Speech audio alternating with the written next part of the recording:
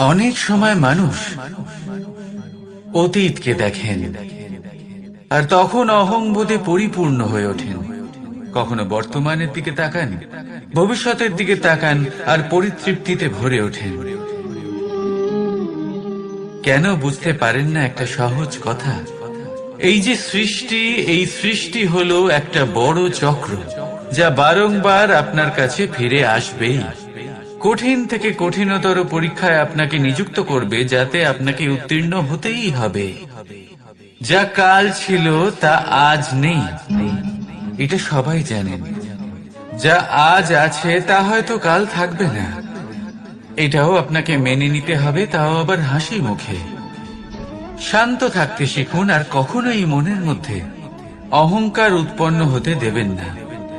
হতে শিখুন সেই হিমবাহের মতো। হয়তো এই জন্যই এত শীতল থাকে, কারণ ও জানে গতকালও জল রূপে ছিল, আজ বরফ রূপে হয়তো আছে, কিন্তু কাল পুনরায় সে জলেই পরিণত হবে। নিজেকে শান্ত রাখুন।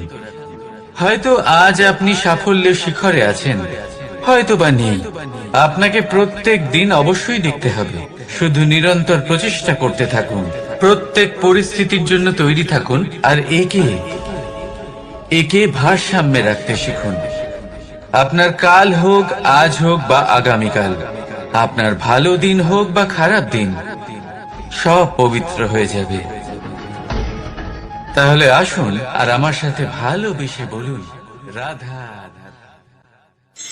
অন্ধকারাচ্ছন্ন রাত্রি যদি এসে থাকে, তাহলে আলোকিত প্রকাশ নিয়ে সূর্যও অবশ্যই আসে।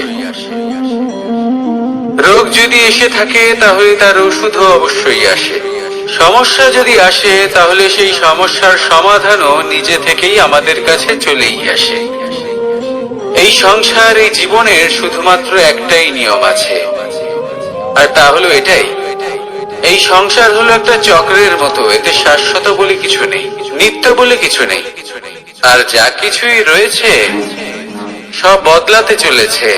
যদি আপনার জীবনে দুঃখ থাকে, সমস্যা থাকে, যদি আপনি বিপদ দ্বারা আচ্ছন্ন, তাহলে মনে রাখবেন সবকিছু বদলে যেতে চলেছে। দুঃখের সময় কাঁদবেন না, মনকে আরো দুঃখী করে তুলবেন না, কারণ এখানে যা কিছুই এসেছে তা যাওয়ার জন্যই এসেছে। তাহলে এত চিন্তা কিসের? আনন্দ সহকারে জীবন যাপন করুন আর আমার সাথে ভালোবেসে বলুন, রাধা রাধা।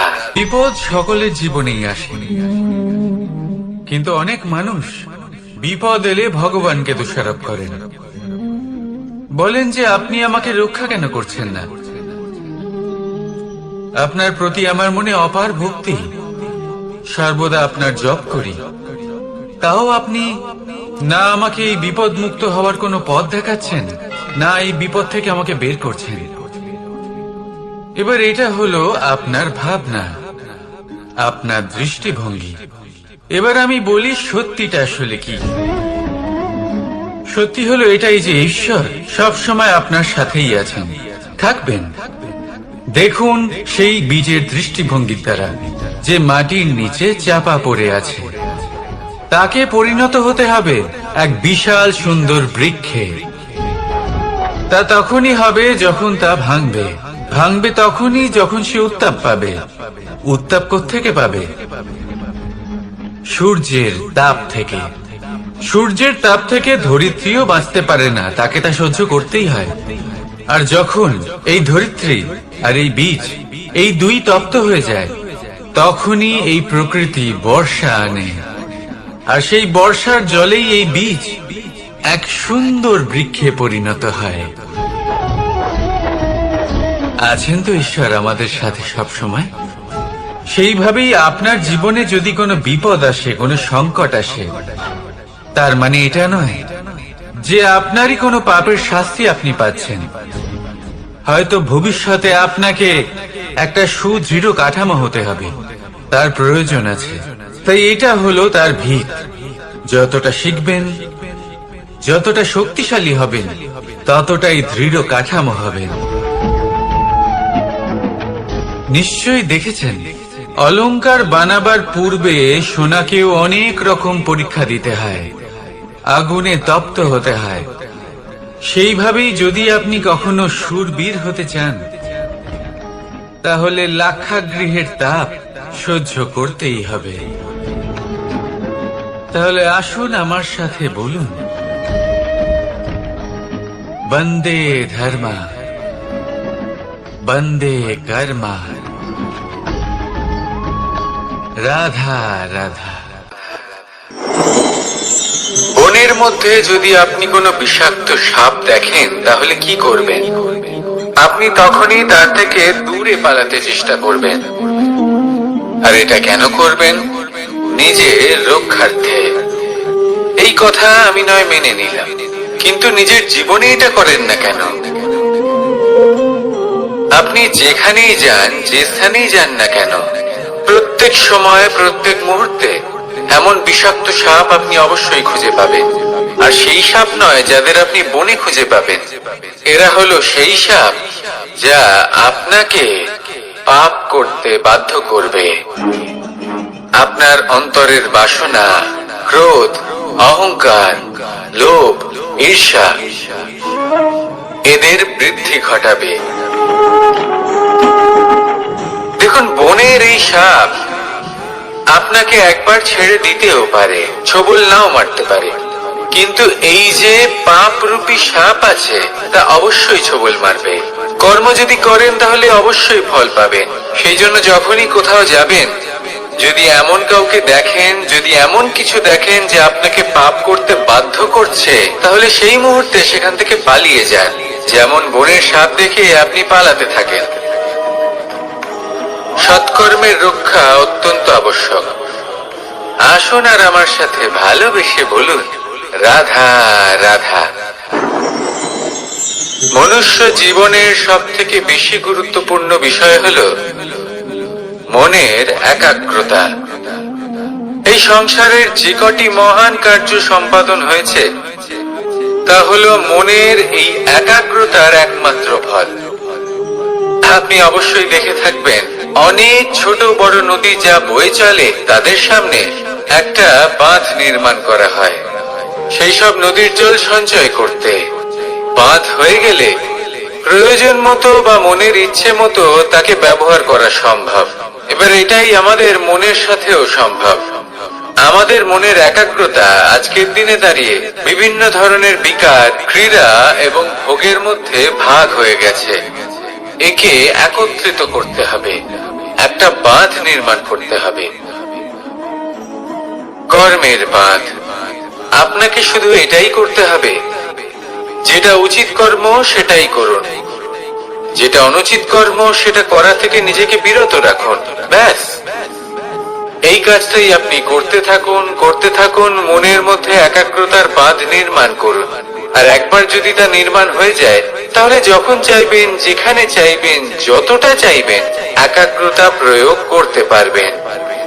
আর একবার যদি আপনি এটা শিখে যান, তাহলে এই সংসারকে বদলে ফেলার মতো কাজ আপনি করতে পারবেন, সমাজকে শোধরাবার মতো কাজ করতে পারবেন।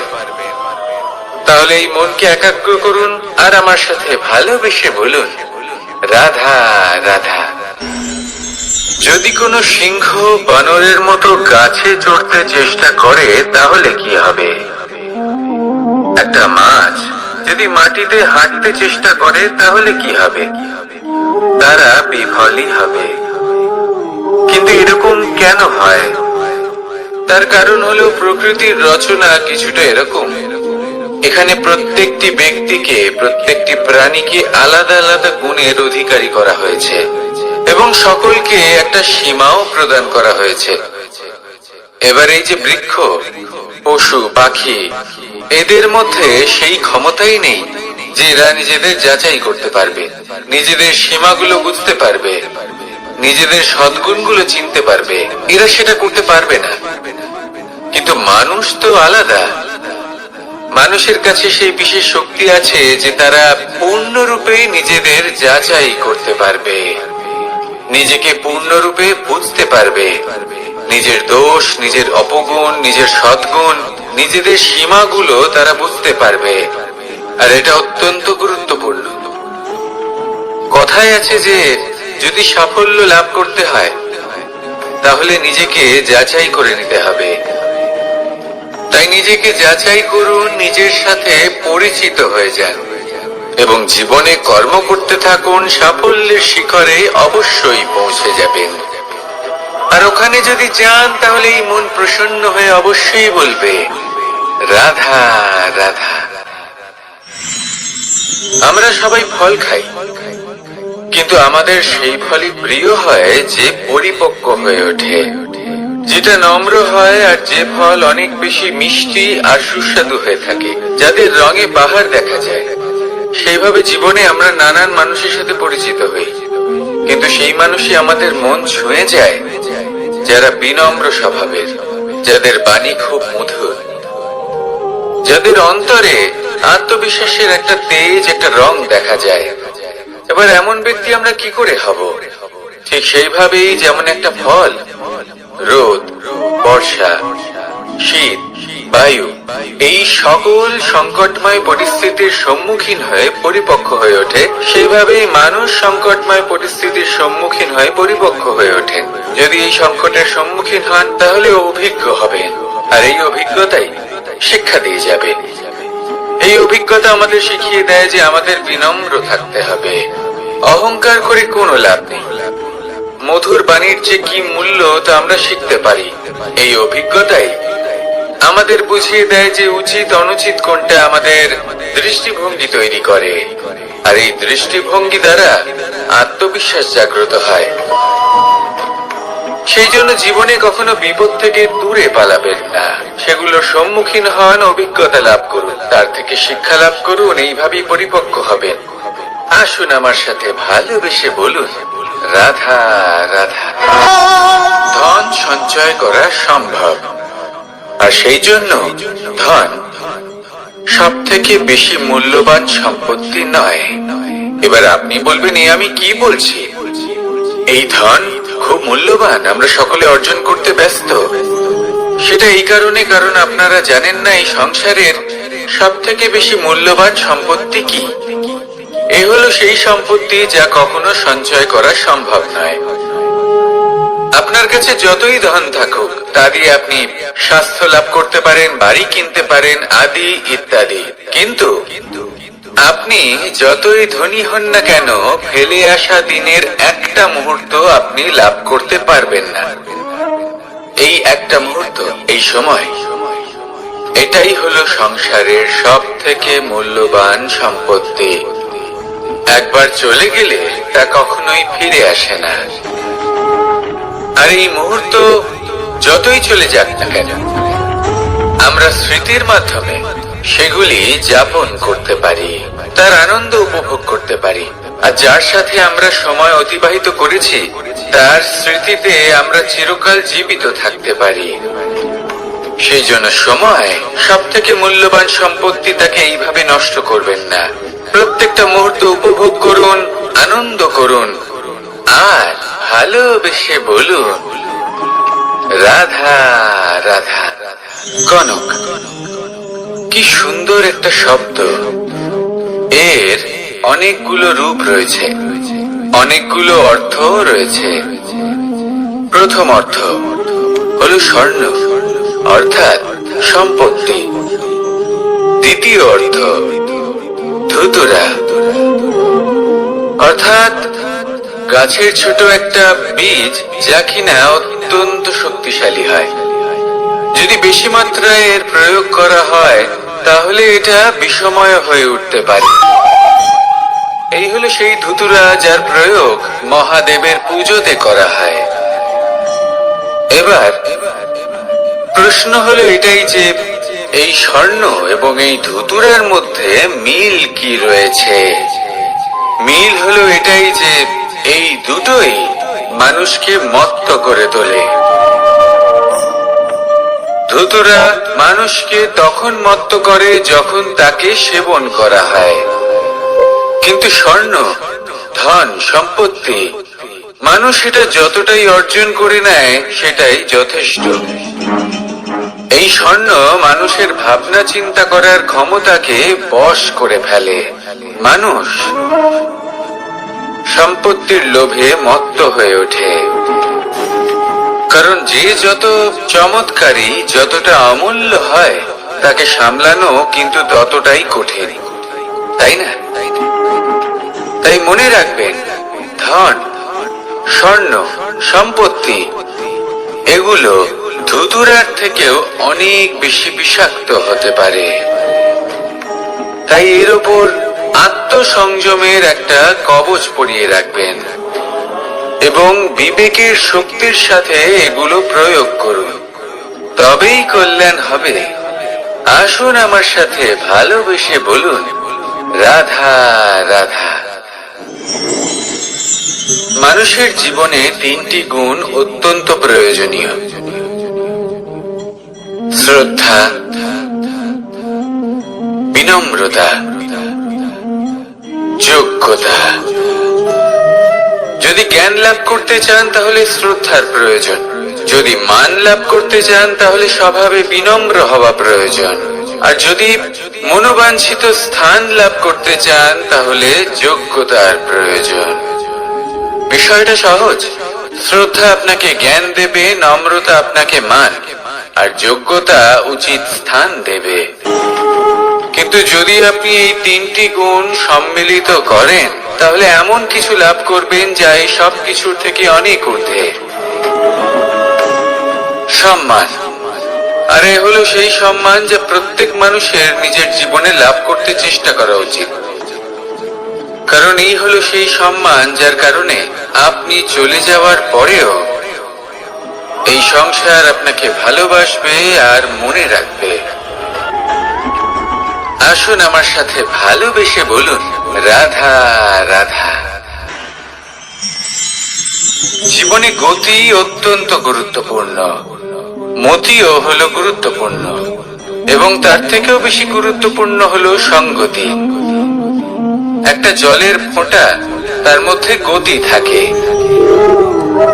প্রকৃতির মধ্যে তা লাভ করার ইচ্ছে নিহিত থাকে, কিন্তু এই যে সঙ্গতি তা নির্ধারিত করে যে এই জলের ফোঁটা ঝিনুকের মুখে পড়ে মুক্ততে পরিণত হবে নাকি বিষাক্ত সাপের মুখে পড়ে বিষে পরিণত হবে। এবার দেখুন, এই জঞ্জাল স্বর্ণকারের দোকানের সামনেও থাকে এবং জঞ্জাল একজন ব্যবসাদারের দোকানেও থাকে, কিন্তু জঞ্জাল যা স্বর্ণকারের দোকানে থাকে তা ব্যবসাদারের দোকানের জঞ্জালের থেকে অনেক বেশি মূল্যবান, কারণ তার মধ্যে সোনার কণার সঙ্গতি থাকে। সেই জন্য জীবনে সঙ্গতির উপর বিশেষ গুরুত্ব দেবেন। যেমন সঙ্গতি তেমনই আপনি হবেন।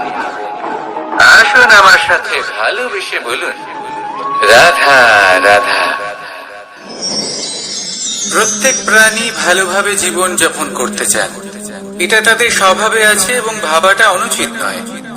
কিন্তু একটা ভালো জীবনের গুরুত্বপূর্ণ অংশ কোনটা? বসবাসের স্থান। সেই স্থান যেখানে আমরা জীবন অতিবাহিত করি। এবার মানুষ ভাবতে পারেন যে একটা ভালো বাসস্থানের অর্থ কি? সেই স্থান যেখানে সহজে জল পাওয়া যায়, যেখানে শুদ্ধ বায়ু পাওয়া যায়, যেখানে আনাজ উৎপন্ন হয়।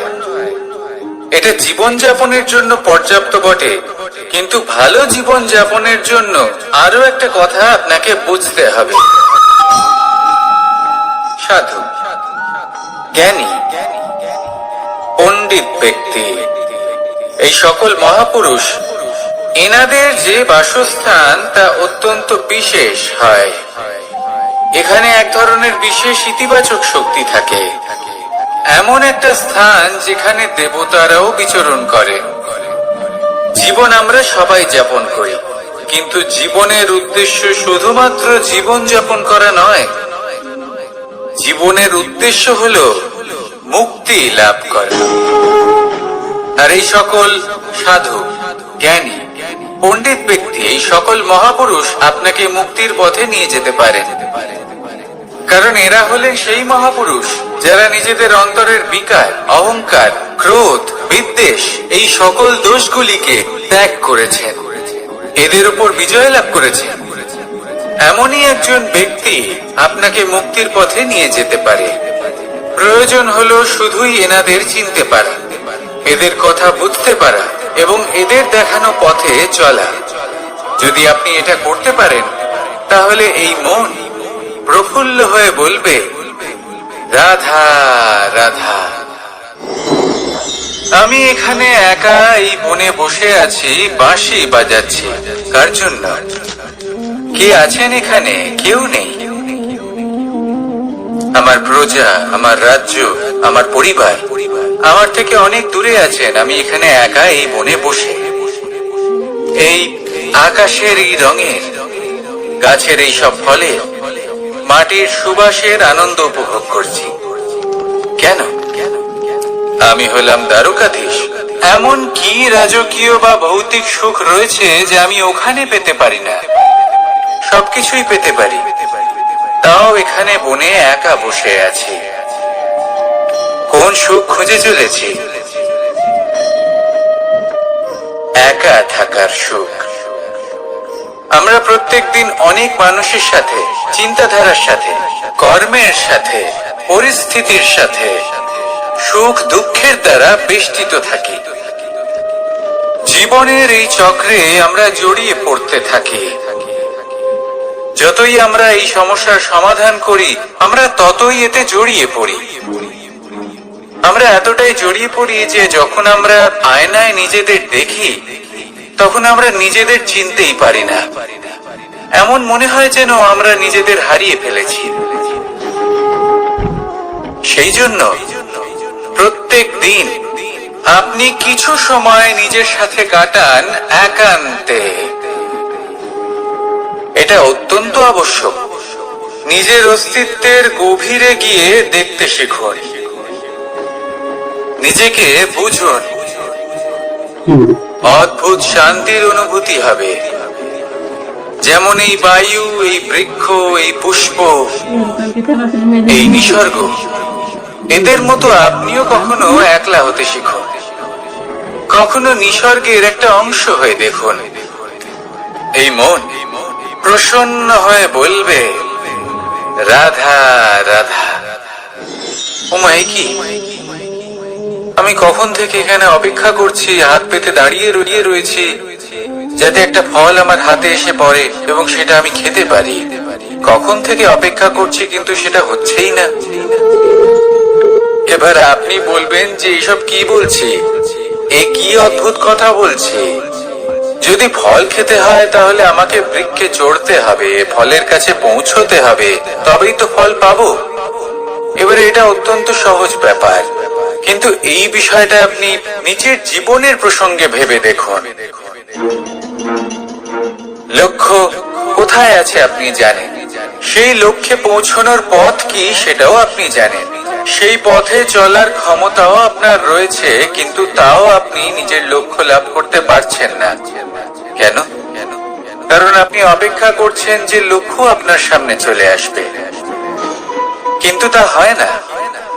লক্ষ্য সে যাই হোক না কেন, ধন হোক, প্রেম হোক, কোনো সম্মান হোক বা মোক্ষ হোক, যদি আপনি তার দিকে অগ্রসর না হন, তাহলে ফল প্রাপ্তি অসম্ভব ব্যাপার, তা কোনোদিনই হবে না। সেই জন্য আপনার চোখের সামনে আপনি যদি নিজের লক্ষ্যকে দেখতে পান, তাহলে উঠুন এবং সেই দিকে অগ্রসর হতে শুরু করুন। নিজের অন্তরের সকল অশুভ গুণ দূর করুন, অলসতা ত্যাগ করুন, অজ্ঞানতা ত্যাগ করে দিন এবং চলতে থাকুন। অবশ্যই মনোবাঞ্ছিত ফল লাভ করতে পারবেন। মনে রাখবেন, চলতে থাকলে তবেই লক্ষ্য প্রাপ্তি হবে। অপেক্ষার দ্বারা শুধুমাত্র মৃত্যু লাভ হবে। আসুন আমার সাথে ভালোবেসে বলুন, রাধা রাধা। আমি দ্বারকাধীশ এবং আমার সভাতে বিভিন্ন সময় বিভিন্ন ধরনের মানুষ আসেন, নিজেদের দাবি নিয়ে, নিজেদের ইচ্ছে। কখনো কেউ ভোজন চান, আবার কখনো কেউ ওষুধ, কখনো কেউ বস্তু চান, কেউ আবার চান বস্ত্র। কারোর জ্ঞান চাই, কারোর ধন চাই, আবার কারোর বাসস্থান। অনেক সময় আমি এই অনুরোধ, এই ইচ্ছে পূর্ণ করি না। এবার আপনি এটা ভাবতেই পারেন যে কৃষ্ণ তো তাহলে লোভী, ওর কাছে তো সবকিছুই রয়েছে, তারপরেও সে নিজের প্রজার ইচ্ছে পূর্ণ করে না, তাদের সমস্যাগুলি বুঝতে পারে না, তাদের সুখ স্বাচ্ছন্দ্য প্রদান করে না। আসল সত্য হলো এটাই যে কোনো সবল ব্যক্তি, যে কোনো গৃহস্থ ব্যক্তি যে কাজ করতে সক্ষম, তার পরিশ্রম দ্বারাই নিজের প্রয়োজনগুলি এবং ইচ্ছেগুলি পূরণ করা উচিত। এটা অত্যন্ত প্রয়োজনীয়। আর এগুলো তিনি করতে পারেন শিল্প, ব্যবসা, আচরণ অথবা জ্ঞানের ভিত্তিতে। এই পথে চলতে হবে, পরিশ্রম করতে হবে, তবেই সে কিছু অর্জন করতে পারবে। এবার এমন কোন ব্যক্তি যার এই সব কিছুতে কোনো রুচি নেই, যে কিছুই করতে চায় না, সে কিছুই অর্জন করতে পারবে না। এবার এরকম কোন ব্যক্তিকে যদি আমি কোনো বস্তু প্রদান করি, তাহলে কি হবে? সে পরাধীন হয়ে যাবে, আর সেটা উচিত হবে না। তাহলে কি করা উচিত? তাকে পথ দেখানো, তাকে বোঝাতে হবে যে কোন পথে চলে তুমি নিজের লক্ষ্য প্রাপ্ত করতে পারবে।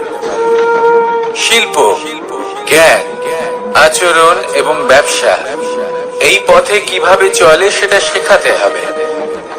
আর আমি সেটাই করি। তার ফলে কি হয়? ব্যক্তি স্বাধীন হয়ে যায়।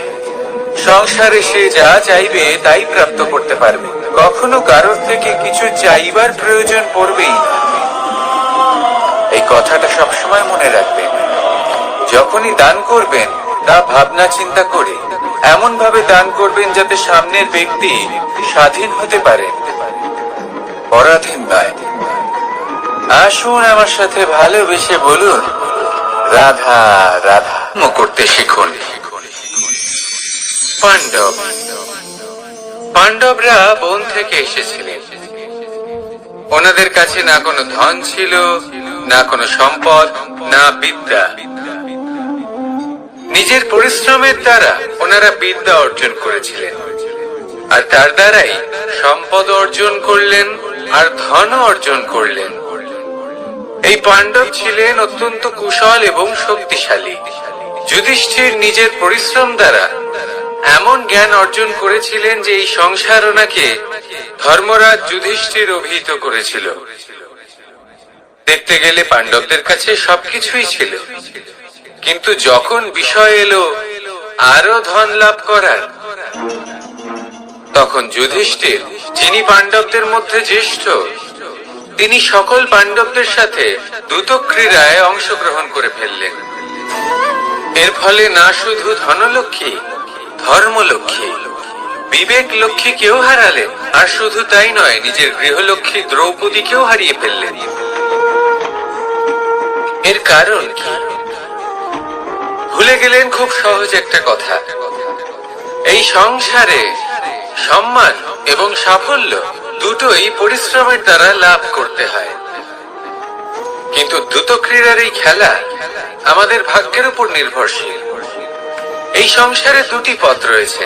একটা পথ যেখানে কর্ম এবং পরিশ্রমের দ্বারা আপনি নিজের পথ নিজেই রচনা করতে পারবেন, আর দ্বিতীয় পথ হলো যেখানে এই ভাগ্য এক মুহূর্তে আপনাকে শিখরেও পৌঁছে দিতে পারে, আবার ধূলিসাৎ করে দিতে পারে। আপনি কোন পথ বাছবেন, সেই চয়ন আপনারই। আসুন আর আমার সাথে ভালোবেসে বলুন, রাধা রাধা। কোন এক সময়ের ঘটনা এটা। মা এবং বাবা হাটে গিয়েছিলেন। তখন আমি আর দাদা গিয়েছিলাম গরু চড়াতে। আমরা বাড়ি ফিরে এলাম, আর মা সেই সময় একটা কাজ করতেন। যখনই হাটে যেতেন, দরজা তালা বন্ধ করে যেতেন। উনি খুব ভালো করে জানতেন যে যদি ওনার এই মাখন চোর সঠিক সময়ে পৌঁছে যায়, তাহলে এক ফোঁটাও মাখন আর অবশিষ্ট থাকবে না। এবার ঘটনা কিছুটা এরকম হলো যে মা আর বাবা মাঝে মাঝে হাটে যেতেন, তাই মাঝে মাঝেই দরজা তালা বন্ধ করতে হতো। যখন মা আর বাবা ফিরে এলেন তখন বাবা ভুলে গিয়েছিলেন যে এই চাবির গোছা থেকে ঠিক কোন চাবিটা দরজার তালা খোলার জন্য উপযোগী। উনি চেষ্টা করতে শুরু করে দিলেন। একটার পর একটা চাবি দিয়ে উনি চেষ্টা করতে থাকলেন, কিন্তু সেই দরজার তালা তো খুলতেই চাইছিল না। ওনার মাথা থেকে ঘাম পড়তে শুরু করলো। তখন মা বললেন যে তালা ভেঙে দেওয়া যাক। মা চলে গেলেন আর বাবা বললেন, না না দাঁড়াও, আর কিছু চাবি বাকি আছে, এটা হয়তো খুলতে পারবো। মা হাতুড়ি নিয়ে চলে এলেন সেই তালা ভাঙার জন্য, আর তখনই বাবা শেষ চাবিটা প্রয়োগ করলেন আর দরজার তালা খুলে গেল। যদি উনি চেষ্টা না করতেন তাহলে এই তালাটাও ভেঙে যেত আর চাবিটাও নষ্ট হয়ে যেত, ঠিক কিনা? এবার এই ঘটনাটা আমি দেখেছিলাম আর আমার মনে হলো যে কখনো কখনো এই চাবির গোছার মধ্যে থেকে শেষ চাবিটাও কিন্তু জীবনের দরজা খুলে দিতে পারে। সেজন্য আপনি যদি জীবনে সাফল্য লাভ করতে চেষ্টা করেন, নিজের লক্ষ্যে পৌঁছতে চান, তাহলে হার মানবেন না। হয়তো দেখবেন আপনার পরবর্তী প্রচেষ্টা বা এই অন্তিম প্রচেষ্টা আপনাকে সাফল্যের পথে নিয়ে গেল। তাই নিরন্তর প্রচেষ্টা করতে থাকুন, জীবনে সাফল্য লাভ করুন। যজ্ঞের আগুনকে শুভ বলে মনে করা হয়, আর সেখানেই চিতার আগুনকে অশুভ মনে করা হয়। এমনটা কেন হয়? এখানে বিষয়টা হলো লক্ষ্য, বিচার এবং সঙ্গের। যখন আমরা যজ্ঞ করি তখন আমাদের লক্ষ্য কি হয়? পরিবেশকে আরো পবিত্র করে তোলা, ইতিবাচক করে তোলা। আমাদের লক্ষ্য শুভ হয়।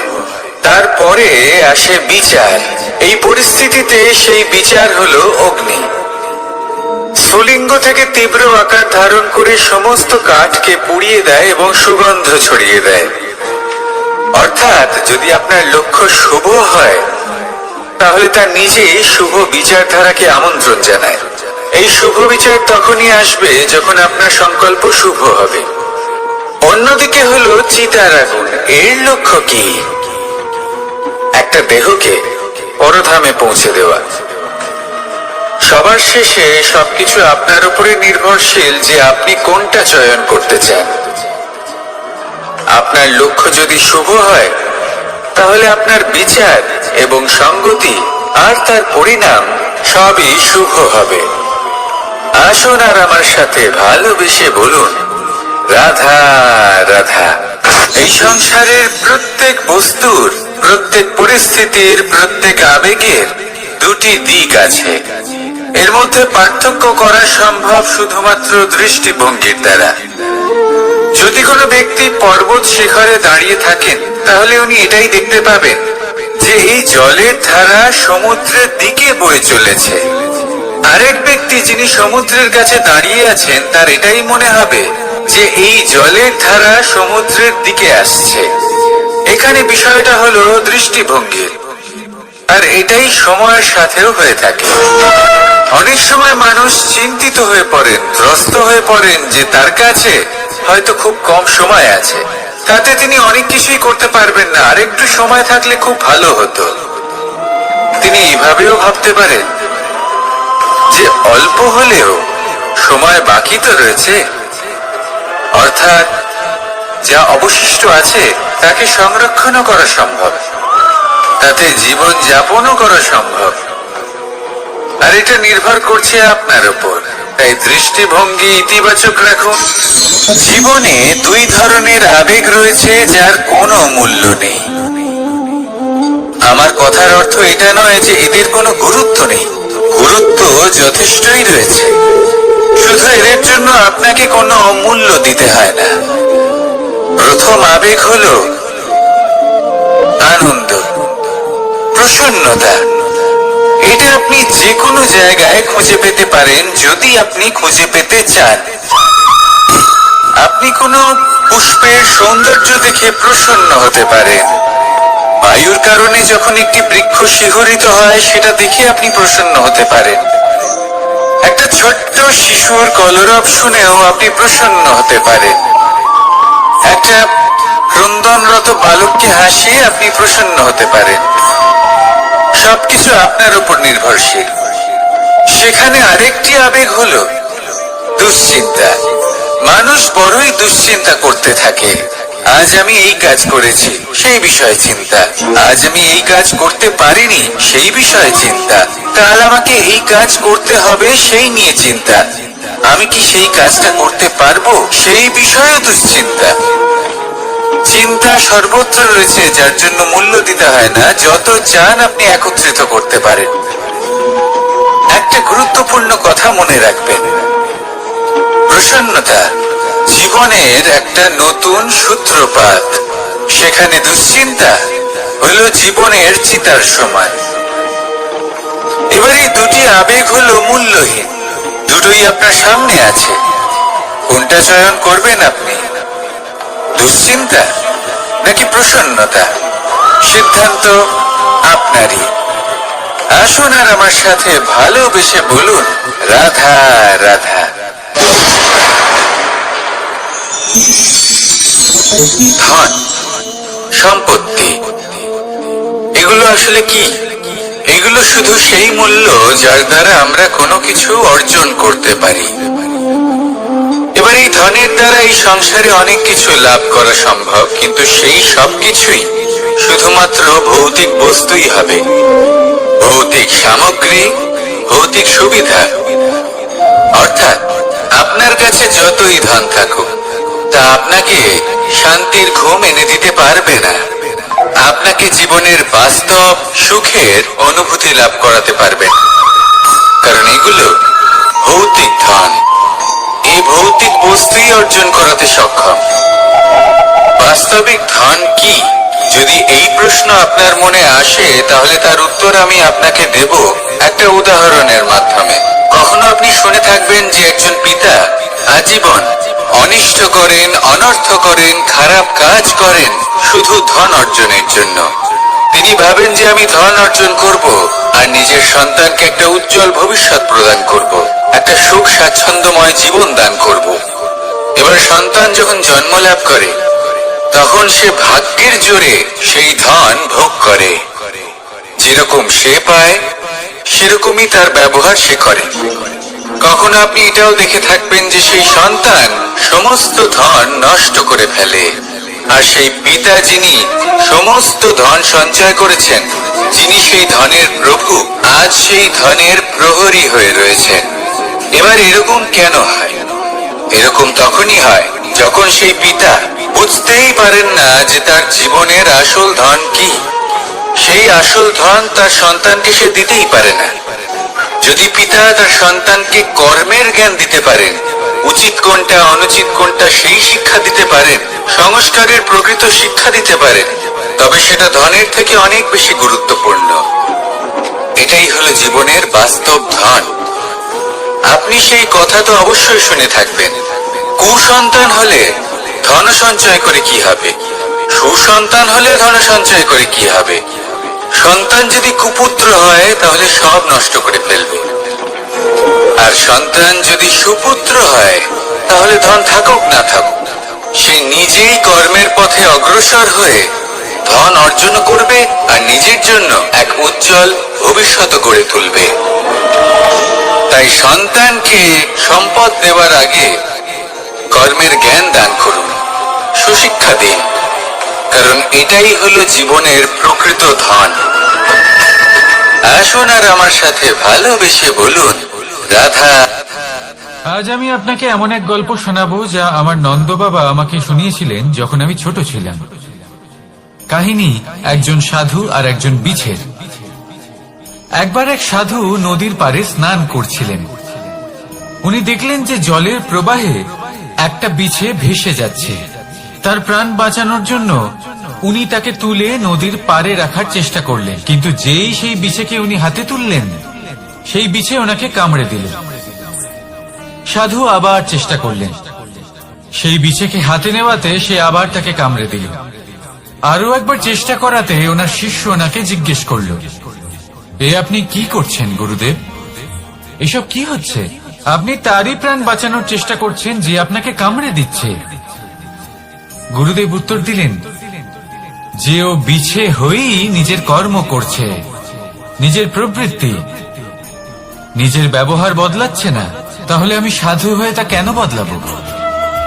এর তাৎপর্য হলো সরল, যে সংসারে কিছু মানুষ আছেন যারা হয়তো খারাপ, দুষ্ট প্রকৃতির, আর হয়তো তারা কখনোই বদলাবেন না, কখনোই কোনো পরিবর্তন আসবে না।